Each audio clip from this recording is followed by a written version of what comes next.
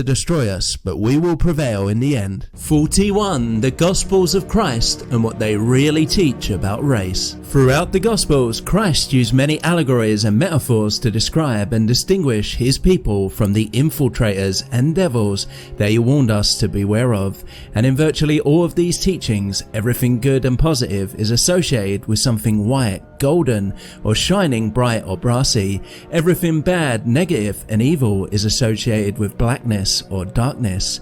So for example, he refers to people allegorically as the salt, which is white or light colored, of the earth, the light of the world, and being white for harvest. He uses comparisons such as sheep and goats, wheats and tares. The sheep and the wheat are generally white or gold, but nevertheless they can be difficult to distinguish from the goats and the tares, the infiltrators, which can also be light colored. Furthermore, the kingdom of heaven was likened to leaven hidden in flour. And lastly, the angel at the tomb of Christ, whose countenance was like lightning, and raiment white as snow, must have been white.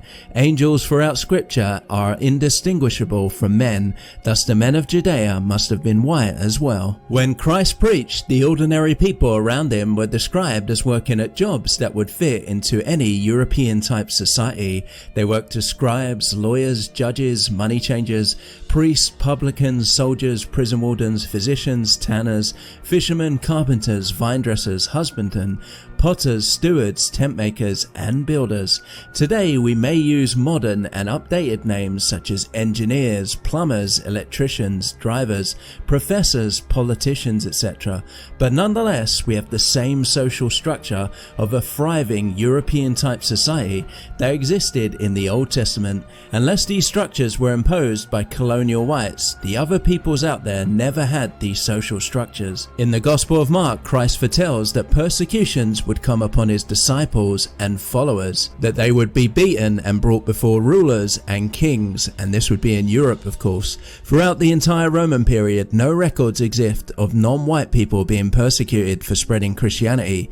Only white Israelites suffered the terrible affliction of being burnt alive and fed to lions in the name of Christ. Therefore, the Judeans who spread the gospel must have looked just like Europeans. The apostle Luke was Greek by race, and he recorded that Christ came solely to save Israel. For example, he recorded Mary saying, "He have helpen his servant Israel in remembrance of his mercy, as he spoke to our fathers, to Abraham, and to his seed forever." And Luke also quoted Zacharias, the father of John the Baptist, that we should be saved from our enemies and from the hand of all that hate us, to perform the mercy promised to our fathers, and to remember his holy covenant, the oath which he swore to our father Abraham, that he would grant unto us that we be delivered out of the hand of one that might serve him without fear, that we being delivered out of the hand of our enemies. So if Luke knew that Christ only came for Israelites to fulfill the promise to Abraham, how does that fit with Luke being Greek? What exactly was he doing recording a gospel for another people? He also quoted Paul of Tarsus in Acts, "I stand accused for the hope of the 12 tribes of Israel." In other words, Paul's mission was solely for the Israelites in Europe.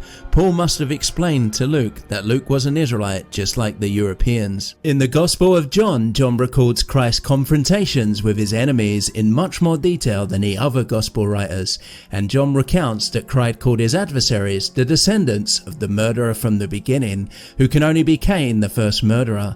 Also, John notes in his epistles that Cain was of the wicked one. This wicked one can only be a fallen angel. He cannot be Adam, as Adam was not the wicked one, because everything Yahweh created was good.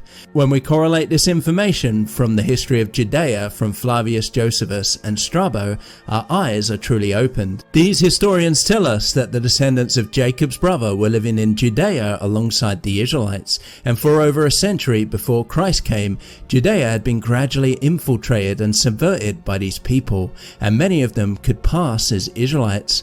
And since these people have dogged the Israelites wherever they have gone, we should understand that they have infiltrated our European civilizations as well, and this fact should lead us to realize who is really in control now, if only our people would listen to Christ's warnings. 42 common mistranslations and misunderstandings throughout the Bible. All throughout the Bible, the term nation is frequently mistranslated as Gentiles. In Hebrew,